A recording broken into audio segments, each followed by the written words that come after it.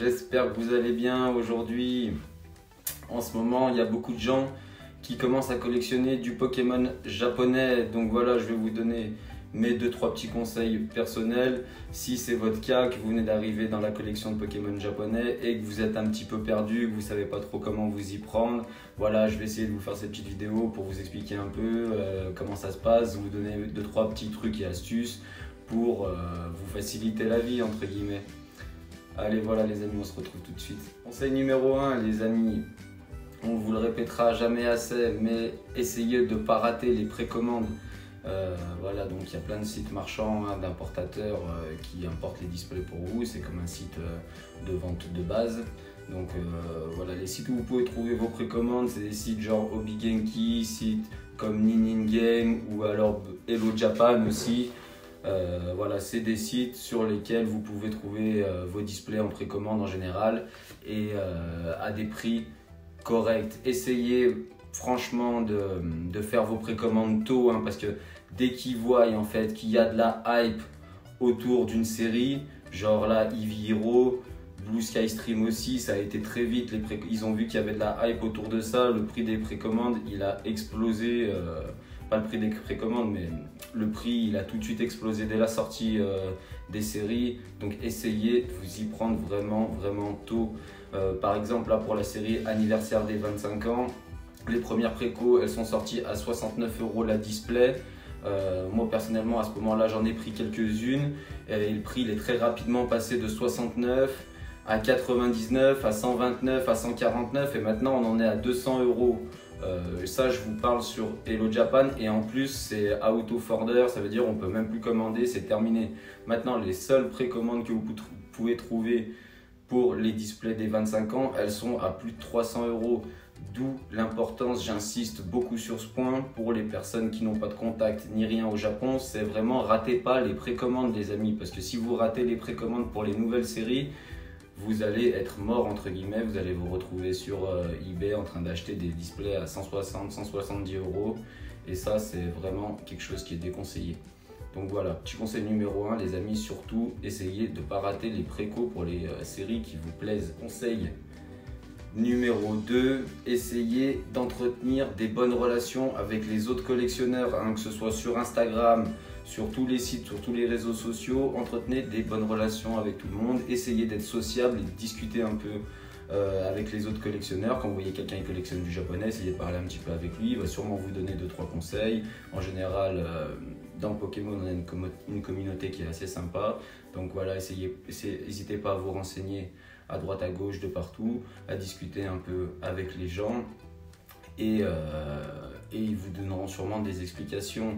N'hésitez pas non plus à construire des relations avec des personnes qui se trouvent directement au Japon, ça veut dire essayez d'aller sur tous les réseaux possibles et imaginables entre guillemets, vous pouvez aller sur Insta ou alors sur différents forums aussi, ça marche très bien. Vous pouvez aller sur plusieurs Discord, discuter avec les gens et à force de discuter, vous arriverez peut-être à trouver quelqu'un qui est directement au Japon et honnêtement, c'est le meilleur conseil que je peux vous donner. Essayez vraiment de vous trouver un contact là-bas sur place au Japon, ça va vous changer la vie dans vos commandes de Pokémon japonais. Vous n'allez plus galérer à chercher des items, vous n'allez plus devoir courir les précos. Donc voilà, si vous arrivez à trouver quelqu'un qui est directement sur place au Japon et qui peut vous envoyer directement des displays moyennant une certaine marge bien sûr, vous verrez que ça va vraiment vous changer la vie, vous n'allez plus galérer. Les items Pokémon Center, toutes les éditions limitées, ça va être vachement moins compliqué à trouver pour vous. Donc voilà, ça pour moi c'est vraiment un point très important. N'hésitez pas à vous construire des bonnes relations avec d'autres collectionneurs et surtout essayez par tous les moyens de vous trouver un contact de l'autre côté de la mer, là-bas directement au pays du soleil levant, parce que je vous assure que c'est vraiment quelque chose qui va vous changer la vie les amis. Conseil numéro 3 les amis, avant de vous lancer, apprenez vraiment à connaître aussi un petit peu le marché.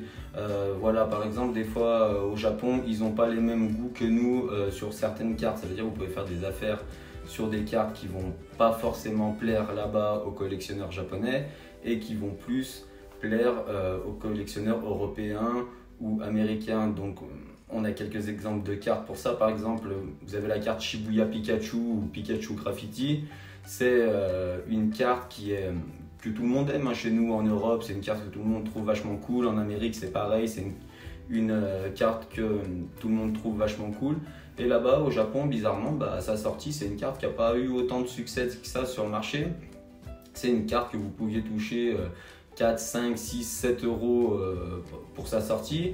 Et donc maintenant, quelques temps plus tard, la carte elle est sur eBay. Il me semble que vous pouvez la trouver entre 35, 40 et 50 euros. Donc voilà, c'est quand même une belle plus-value sur ce type de carte. Vous avez aussi, pour toutes les personnes qui aiment par exemple les cartes Rainbow là-bas, parce qu'en Europe et en Amérique, tout le monde aime les cartes Rainbow entre guillemets. Et là-bas, c'est pas quelque chose qui est spécialement prisé. Une carte Rainbow au Japon, ça vaut entre 15, 20, 30, 35, 40 euros maximum. C'est pas quelque chose qui cote beaucoup. Donc pour toutes les personnes qui aiment les cartes Rainbow, c'est beaucoup mieux de collectionner des cartes Rainbow japonaises que des cartes Rainbow européennes. Question de prix simplement. Troisième type de carte que les gens là-bas apprécient beaucoup, c'est les Energy Gold. C'est pas quelque chose qui cote spécialement chez nous, mais là-bas, les gens ils aiment ça. Surtout les joueurs de tournoi, ils aiment beaucoup ça. Donc voilà, là-bas en général, le prix d'une carte Gold, d'une Energy Gold, c'est entre 50 et 100 euros. Le summum, c'est pour tout ce qui est cartes dresseuses. Alors les cartes dresseuses, là-bas, ils sont totalement fans des cartes dresseuses.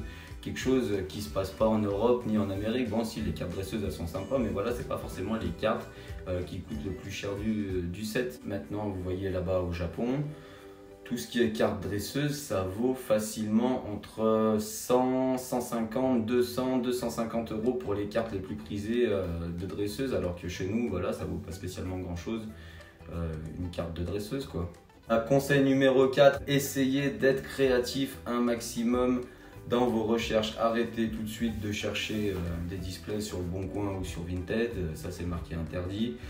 Sur eBay c'est quasiment marqué interdit, mais je mettrai un petit bémol parce que de temps en temps vous pouvez quand même trouver des affaires plutôt intéressantes quand tous les sites marchands ils sont en rupture de stock, tout ça, vous ne trouvez plus les séries que vous souhaitez, genre Eevee Hero, Buskai Stream, vous pouvez peut-être trouver sur eBay, mais méfiez-vous parce que là c'est pareil, vous allez payer une blinde parce que les gens qui vendent leurs displays sur eBay, ils sont là pour faire des sous, ils sont pas là pour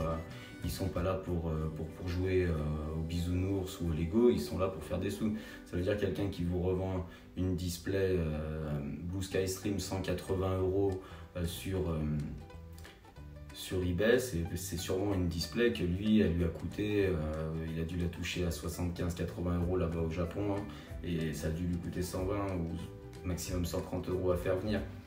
Donc voilà, vous allez payer quand même une belle partie parce que vous n'avez pas forcément envie de chercher, quoi. Vous pouvez aussi passer par des proxys, ça je vous encourage à faire, essayez de passer par des proxys. Il y a Zen Market qui fait ça et aussi Neokyo. Donc vous passez par les sites en fait pour acheter directement des items sur les sites japonais où vous en tant qu'étranger vous ne pouvez pas acheter directement. Et pareil, essayez d'être créatif dans vos recherches. Quand vous allez essayer de penser comme quelqu'un qui est japonais, un japonais par exemple sur les sites Yahoo Japan ou Amazon Japan, il va pas vous marquer display Eevee Hero, ou il va pas marquer Dracofeu GX ou quelque chose comme ça. Là-bas par exemple, le Dracofeu, il s'appelle même pas Charizard, il s'appelle je crois Lizardon. Donc essayez d'être créatif, tapez directement les noms des displays en japonais, tapez les noms des cartes avec les noms des Pokémon en japonais, essayez de vous procurer une liste des Pokémon où vous pouvez voir les noms en japonais, c'est pareil. Et voilà, essayez d'être créatif, de faire marcher les méninges, de ne pas aller au plus simple, parce que si vous allez au plus simple, c'est-à-dire eBay, Vinted ou Bon Coin, les amis, vous allez payer le prix de la facilité. Voilà mes petits conseils du jour pour votre entrée en matière dans Pokémon japonais, pour débuter votre collection de manière sereine et sur de bonnes bases.